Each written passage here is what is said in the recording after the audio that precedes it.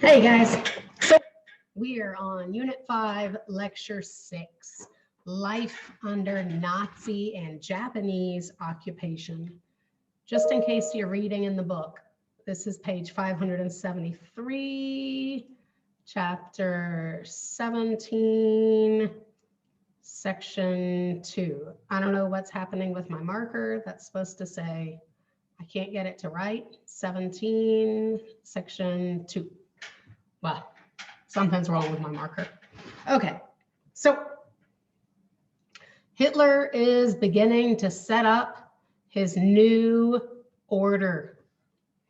Hitler's new order is he's going into every single country that the Nazis have conquered and setting up puppet states. So he's putting Nazi leaders into the government of all the countries that he's conquered.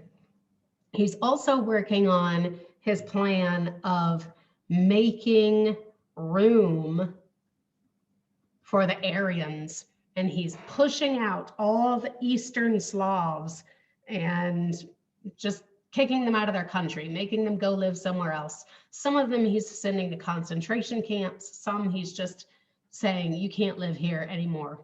They're also going through and stealing everything they want from these countries. They're going into art museums and taking what they want, history museums. They're going into factories, stealing anything they want, people's homes, taking everything. Resistance fighters. I talked to you guys about resistance fighters.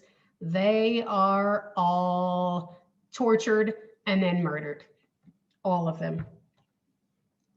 In the 1930s is when Hitler opened up a bunch of concentration camps.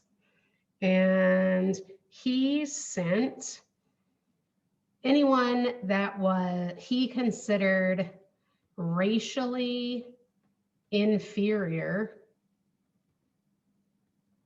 or undesirable. Anyone he didn't want around, he sent to these camps. He sent Jews, Slavs, Romas, some people call Romas gypsies, homosexuals, the disabled, at all, any kind of disability. He was like, I don't want those people around me. Send them off to a concentration camp. And in 1939, he started making all Jews live in ghettos.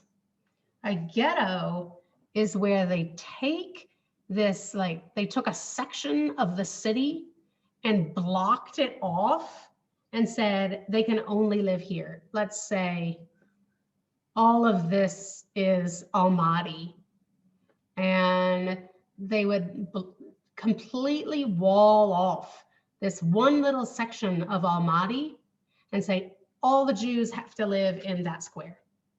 And then they built these really serious walls around the ghetto, and no one was allowed out or in.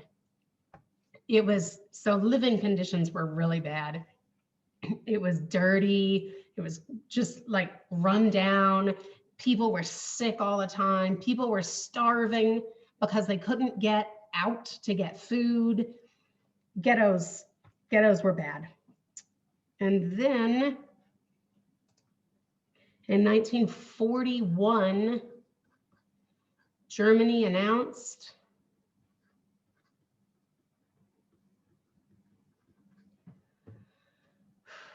the final solution. Final solution is where Hitler decides that he is going to exterminate all undesirables. And to do this, in Poland, He created 6, I hate using the word special, but it's, he created 6 special concentration camps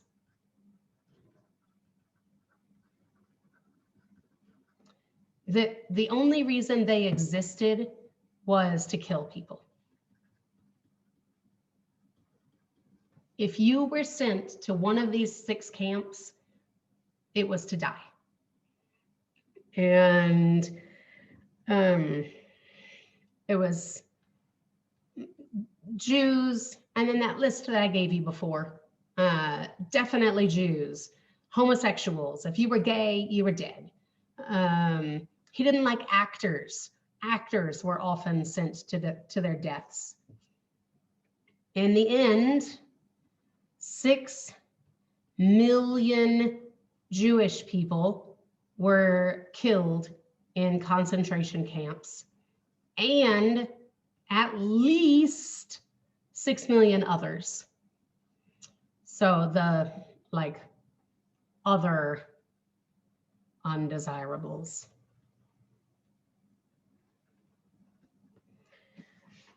So what they did was Nazi engineers made what they called efficient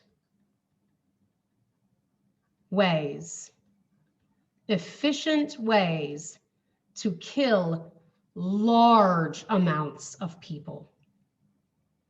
They made giant gas tanks, gas chambers, they built a big giant room, think of a classroom, that they would put poison gas into, and it would kill anyone that was in it. So what they did was, from all over Nazi conquered lands, they would load up trains full of these undesirables, load them up, shove them in like they were animals, send them to Poland, and they would get out at whatever camp they were sent to, and they immediately had all their possessions taken away from them. They had to strip naked, and their heads were shaved. And at that point, the guards would separate the ones that were going to stay and work or get killed. Now remember, the people didn't know this yet. They had no idea they were going to be killed. They were just separated, like the old, the very old, the very young, the weak, the sick, mostly, and lots of women were always sent to one side, and anyone that looked strong and healthy was sent to the other side. So they're going down the list and they say, you over there, you over there, you over there, you over there. And then 2 or 3 days later, everyone that was separated out because they were weak and they weren't going to work, they were told they were going to take a shower. And they would line up and they would walk into this giant room that they were told was a shower. The guard would close the door, lock the door, and then from above, they would drop poison gas into the room. And everyone in the room died. And that's how they killed at least 12 million people. And I've actually been to one of these concentration camps. Very, very famous one is Auschwitz. And I've been there, and actually I have a photo. Hold on just 1 second. Well, like you have a choice. I'm coming over here. I have this picture. I hope you can hear me. I have this picture from when I was there. It's a really emotional picture. Let's see. Hopefully you can make out that there are a whole bunch of little lines on there that look like this? Can you see all those tiny little lines on here that look like that? Those are fingernails. It's where people were clawing on the walls trying to get out because they were being gassed to death. More than 12 million people. Okay, so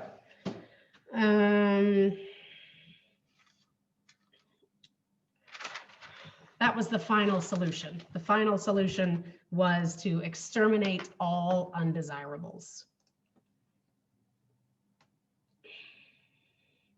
And that's called the Holocaust. Putting the final solution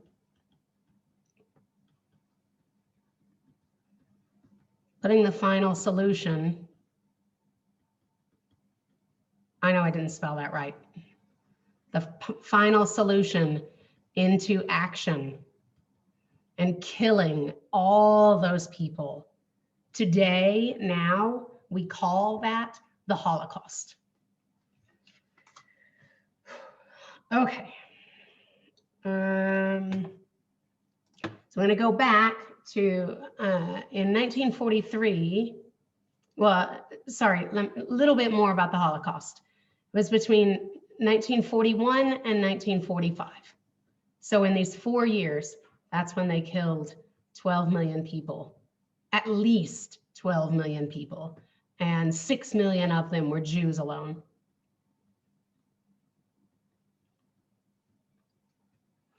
All right, so in 1943,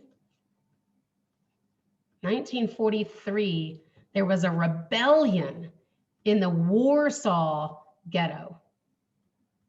Warsaw is the capital of Poland. And so in the capital of Poland, the name of that city is Warsaw. Let me pull it up on a map for you. Warsaw map.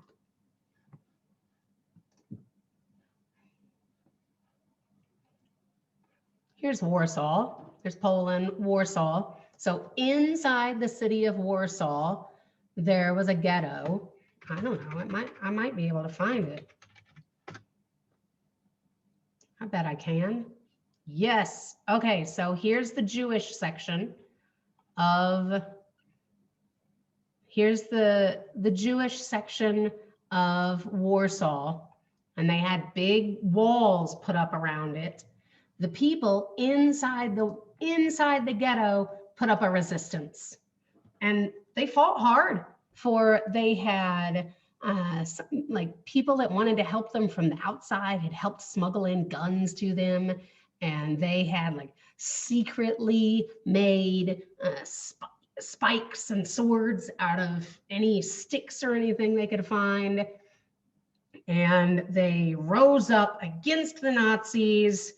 But it didn't last too long, and on May 16th, 1943, the Nazis gained control,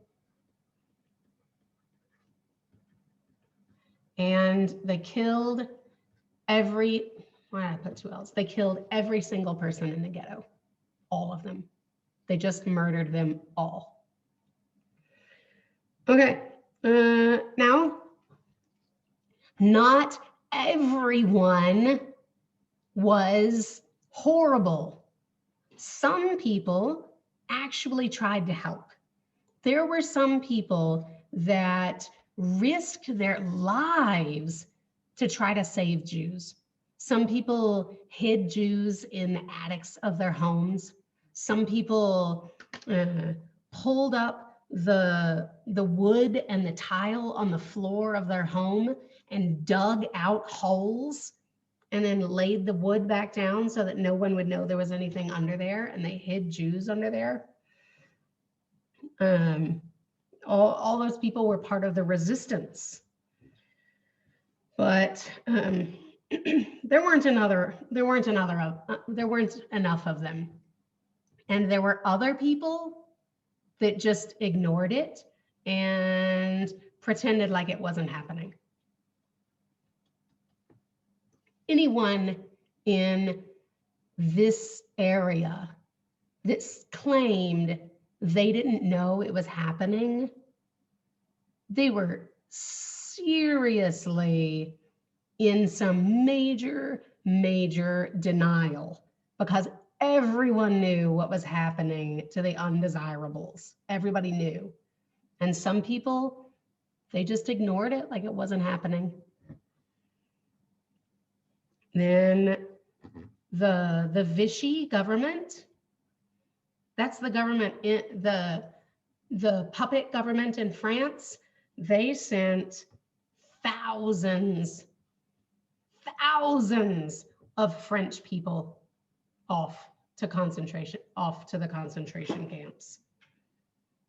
Also, at this time in the world, lots of countries were tightening up their immigration rules. The United States, and as a US citizen, I'm embarrassed to admit this, but the United States refused thousands and thousands of escaping Jews.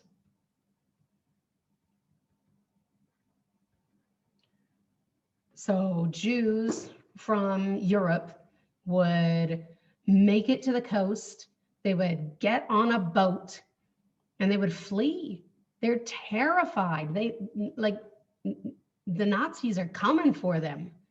And they got on boats, and they would sail on a ship to the United States, and the United States would turn them away because they didn't have visas.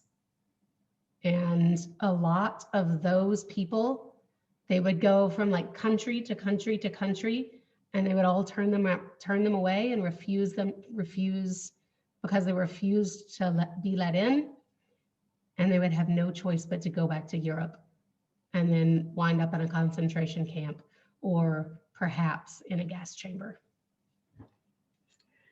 Okay.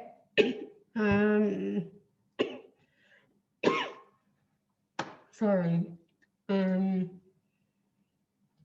All right, that's it for the Nazis for a minute. Now we're going to move on to talking about Japan. So first I have to talk to you a little bit about the US.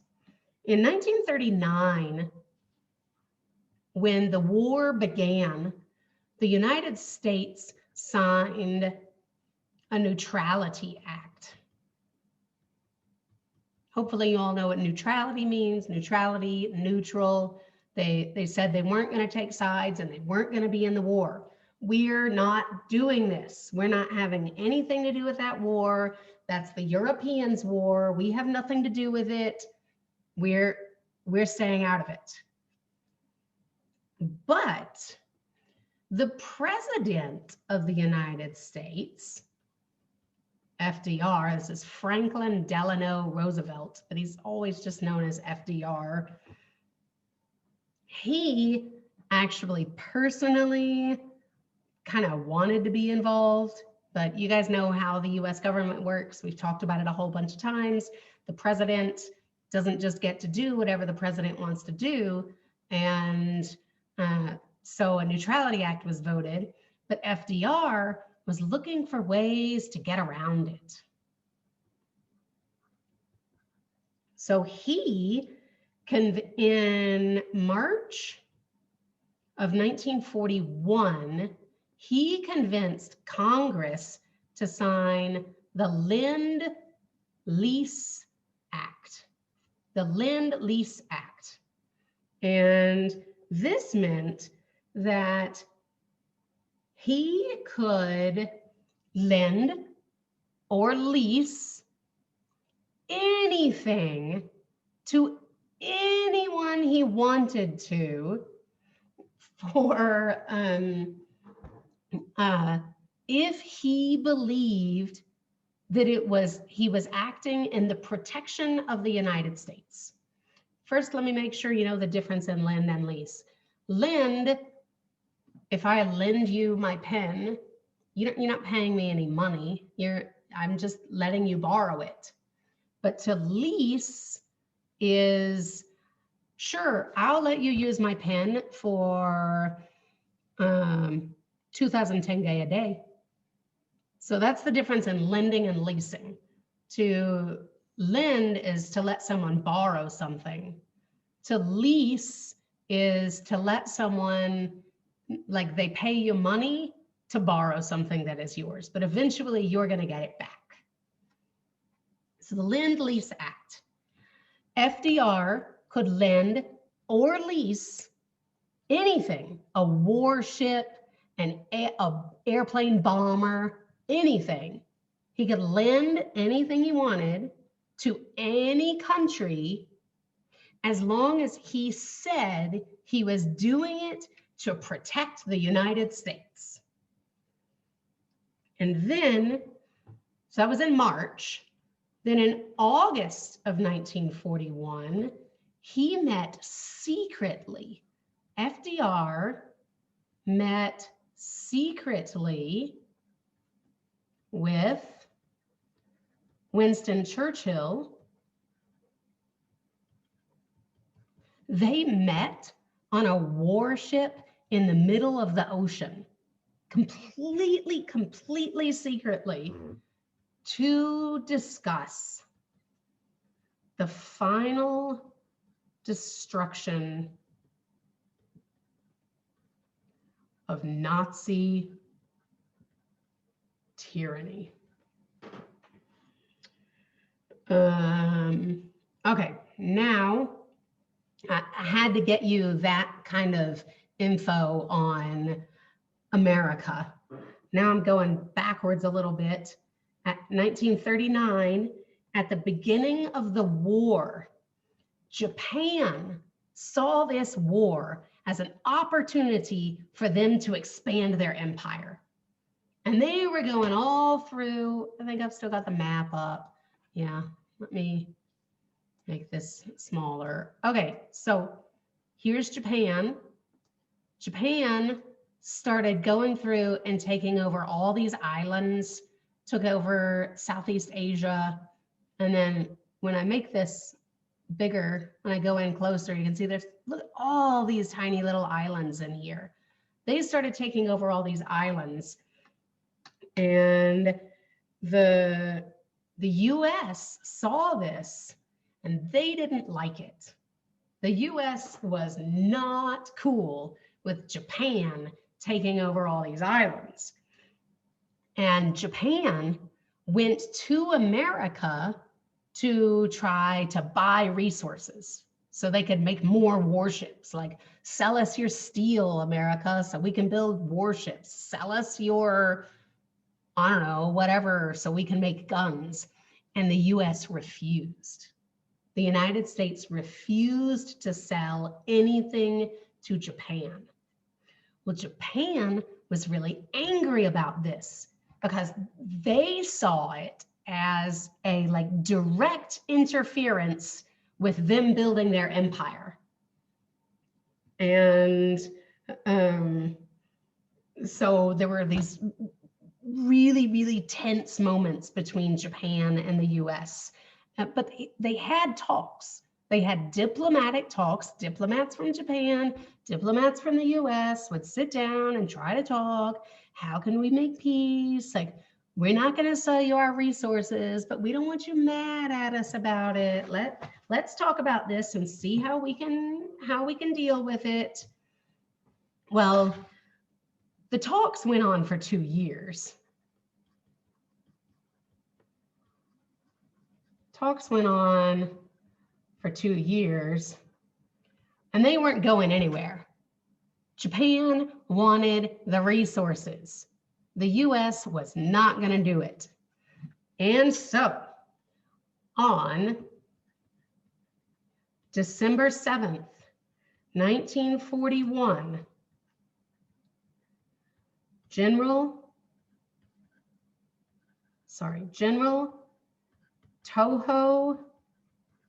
Tojo Hideki ordered a surprise attack on Pearl Harbor in Hawaii, which is part of the United States. So Japan attacked the United States by surprise.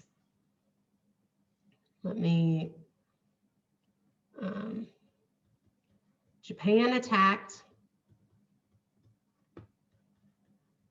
the American fleet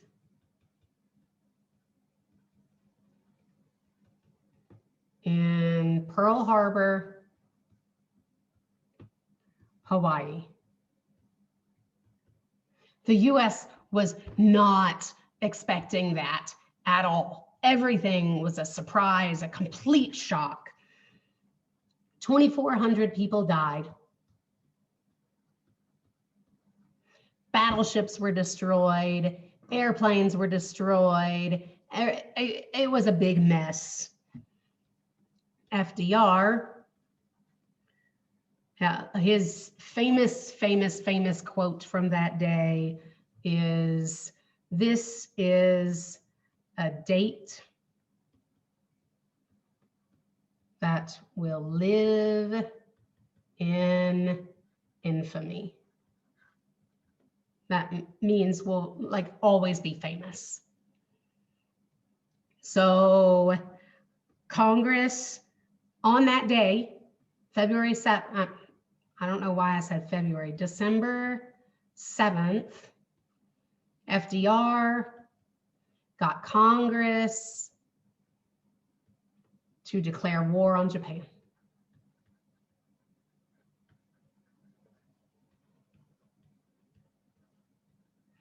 And then when the United States declared war on Japan, what do you think Germany and Italy did? Yes, you are right. On December 11th, Germany and Italy both declared war on the US.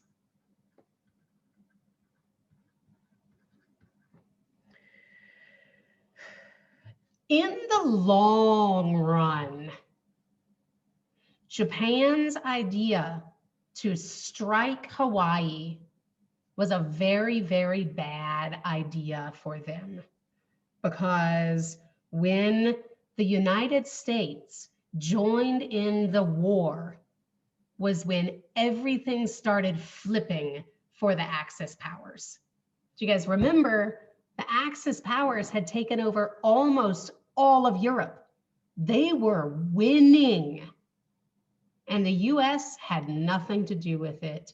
Do not, none of you, do not ever be under the impression that the United States joined in the war to save the Jews. The United States did not join in the war to save the Jews.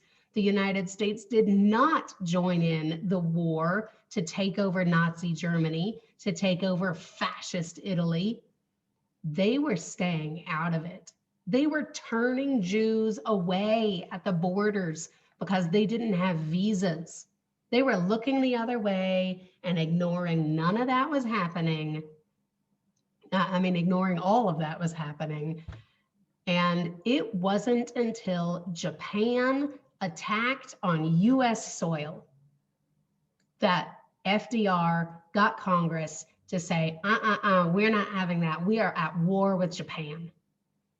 They still didn't declare war on Nazi Germany for these atrocious things they were doing. Didn't declare war on the fascists. They only declared war on Japan. And Japan was just going over going after islands and small parts of Southeast Asia that, to be completely honest, the US didn't really care about anyway. They only got mad when Japan attacked them. And, but yes, when the US did finally join in this war and joined with the Allies and started fighting with the Allies, that's when everything in the war started flipping. Okay, we're done. Bye.